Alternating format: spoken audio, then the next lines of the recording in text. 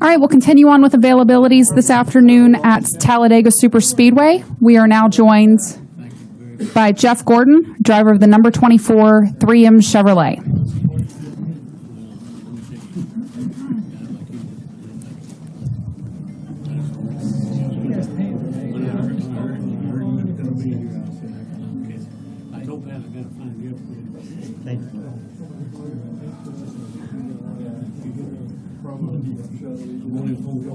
Thank you, sir. All right, Jeff, you have a long history here at Talladega, including 6 wins. It's a must-win situation here for a lot of Chase drivers this weekend. What's your approach heading into Sunday's race? Yeah, I mean, I think, in the position we're in, and I think most people besides Joey are all in a situation where the approach is the same, whether you're trying to win it, top 5, top 10, top 15, top 20. I mean, it's we're here to race. We're here to race for a win. And, I feel like we've put together 3 pretty decent restrictor plate races this year, and we've not always ended up with the results we were looking for, but I think we've learned a tremendous amount in how we executed those races and mistakes that were made that we can easily fix and hopefully get the results that we need this weekend to move through. All right, we'll go ahead and open it up to questions. Please raise your hand and we'll get a mic to you. And as a reminder, keep it to 1 question. We'll start with Mike Hembry. Mike Hembry, USA Today. Jeff, this track probably is not your favorite or among your top 2 or 3 favorites, but you've done well here. Is there one particular race or one particular memory that's going to stand out for you from this track?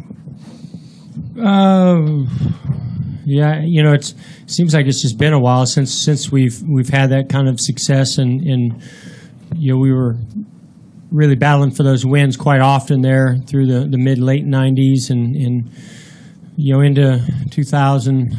And, I don't know what last race we won. It was like 07 or something like that, or 05. I don't remember exactly, but certainly that one where me and Junior were racing and side by side and had a heck of a battle. And I think one of the memories stands out the most to me. We had a race where we came from about 10th or 12th with just a few laps to go, and I think me and Jimmy battled for the win there. I think he may have finished 2nd or 3rd on that one. That was a very memorable one. And then one of the other ones that really stands out to me is the year that Earnhardt came from 18th, 15th, whatever it was, and he beat all of us. And just watching him maneuver through traffic and doing what he did so well was really inspiring and just kind of put you in that awe type of moment. Just like, wow, that was impressive. All right, we'll come up front to Ryan and then go to Jay. Ryan McGee, ESPN. Last weekend, does that kind of sum up how your season's been? To take a car like that and to somehow get it into the top 10 and just keep hanging around, hoping for something better to happen next go-around? Yeah, I mean, I feel like earlier in the year we were taking 10th place cars and turning them into 15ths, but we were still getting 15th. I feel like recently we've, especially since the chase started, other than Chicago, I feel like we've really been executing extremely well and actually getting a little bit more out of what we've had on the track. And I think Charlotte proved that. I don't think we were, I mean, did we have a car that if you put us up into 7th or 8th, could we have run there? Yes, but I thought we executed that race really, really well, and we were at our best the final run and finished 8th. Last week, I mean, you could have put us in 20th and we would have run 20th. We really struggled. Other than qualifying, we really struggled. And that's really a combination of that tire, that track. Just hasn't, it's been real hit or miss for me. And, I thought we executed very, very well. So that's really what we've been doing ever since the chase started was just really being at our best. Even though the cars are better than they were earlier in the year, we're just getting more out of them and doing what we've been talking about all year long. Got to execute, and that's what we weren't doing earlier in the season. All right, we'll go to Jay and then Don. Jay Pennell with Fox Sports. I understand you were on the big one on the Boulevard earlier in this year, and you're going to be part of that again. Could you just talk about that experience and what's that like, getting out there with the fans? And then secondly, could you just talk about how aggressive you can be in Sunday's race, knowing that this is an elimination race and there's so much on the line? How aggressive can you be out there in the pack? Yeah. The Boulevard is something that I had not been out there in years. I mean, you hear it from the bus lot, and you hear all the fun and excitement going on out there, and all the fans having a great time, which we hear that a lot throughout the season.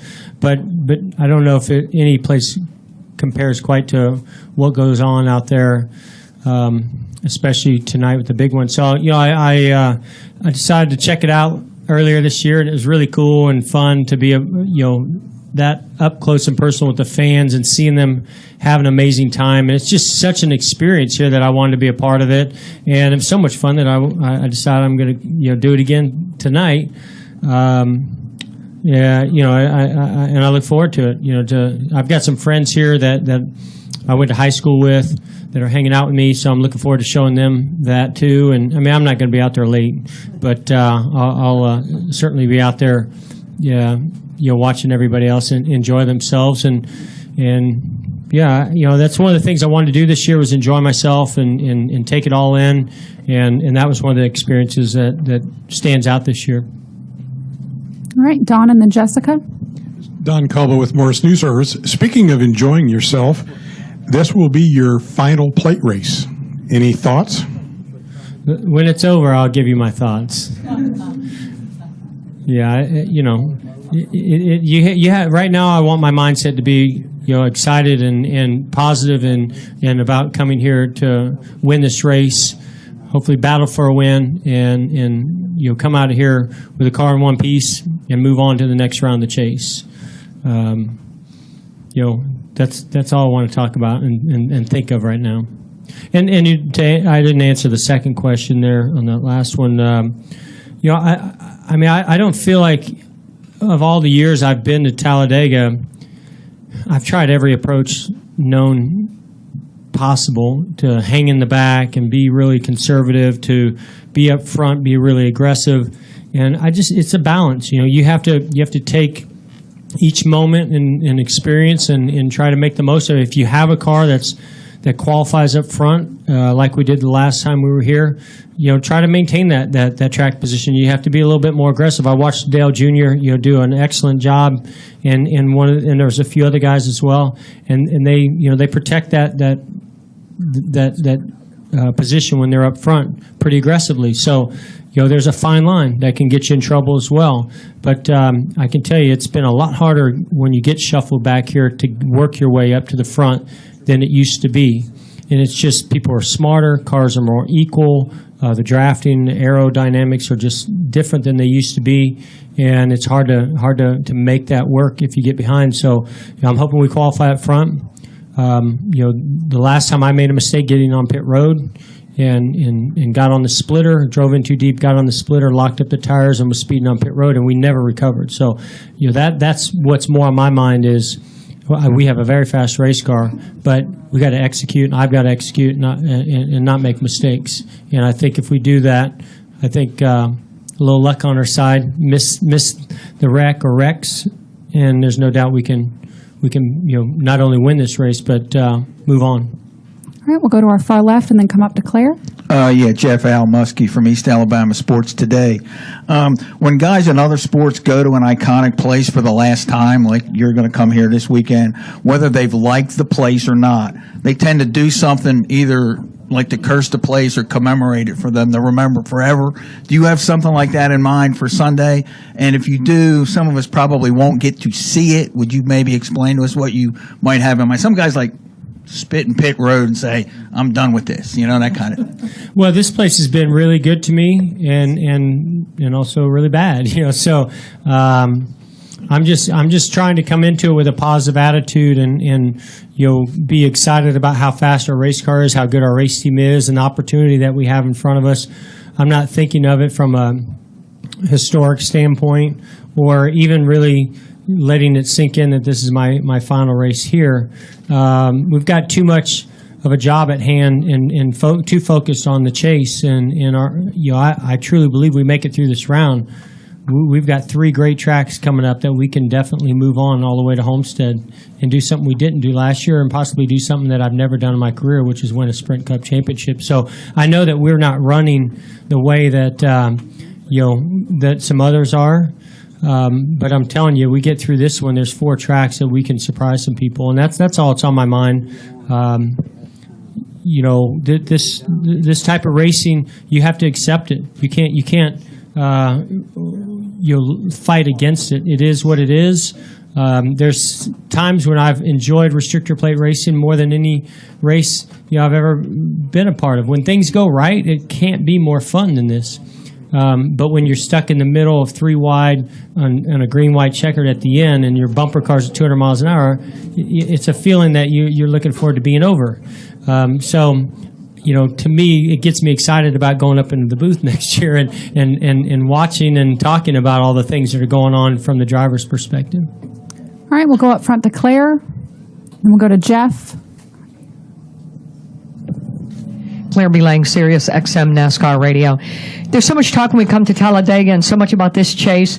Really, do you think this race and the dynamics of it will be that much different than Talladega ever is, that, people will be careful at the beginning and then you'll be crazy at the end? But do you think it will be any different given the chase and all we've been talking about? The only difference is just the drama and the storyline, and what's at stake, who's on the outside looking in. Nobody's really safe other than Joey. And I think just the chase format itself is what heightens the intensity of each race, but especially this one. So I mean, you have to run it just like you would any other restrictor plate and Talladega race. But when you know what's on the line and the potentials of what can go wrong, and what if something does go wrong, what that could cost you, or vice versa if everything goes right, and what it can do for your season, this is a huge race. And that's just added intensity and pressure that is on everyone within the chase, and then there's everybody outside the chase that wants to win this race because they feel like they can. I mean, I don't think there's a car in this field that or a team that doesn't feel like they can win here. This is that track where everybody goes, yeah, we can do it this weekend. Let's spoil the chase. All right, we'll go to Jeff and then Jerry. Jeff Gluck, USA Today. Jeff, given what you just said about being part of a green-white checkered here, I assume that you are probably happy that there won't be 3 of them on Sunday. Should that be the rule going forward for plate races? Is there a way to get a rule where there's none? I mean, I'd be in favor of that too for this weekend. Come February, I want there to be 10 green-white checkers. I'm going to be on your side then. No, I think that there's certainly a balance between entertainment and excitement, giving the fans what they came here for, and putting drivers at risk. And I think, when we look at these tracks, what all is involved on those restarts, especially when you're coming to the checkered flag. If anybody in this room ever rode inside that car on a green-white checkered, there's no doubt in my mind every single one of you would say, yeah, they really shouldn't do that. It's insane. It is absolutely insane. It is a white-knuckle experience, and if anybody in the garage area says that it's not, they're not telling the truth. It is, and you're just holding your breath. And so that can make for some amazing moments and certainly highlights, but I don't know if you need to put any added risk out there to do more than one of those. All right, and we'll finish up with Jerry. Jerry Jordan, Kicking the Tires and PRN. To follow up on Jay's question, what is the craziest thing you've seen here at the Talladega infield in your trips out there in the past? I don't remember. Seems to be foggy. There's a lot of stuff going on out there. I've probably heard more stories than I've seen, but it's just, to me, it's what I love about it. And earlier in May, I had some friends that had never been here to Talladega, and some of them were new to NASCAR, and to hear them tell us stories of their experience. I love that. I love hearing people go, man, I had no idea that this is what goes on in the infield, that the fans are this wild and crazy and having this good of a time, and we had the best time. And I mean, this is a person, one of the guys that was with me. He's been all over the world to some of the biggest parties, and he's like, I will never forget that experience at Talladega. So, that just goes to show you, what a great time that can be had here in the infield as a fan, and for some as drivers as well. All right. Thank you. Thanks, Jeff, and good luck this weekend.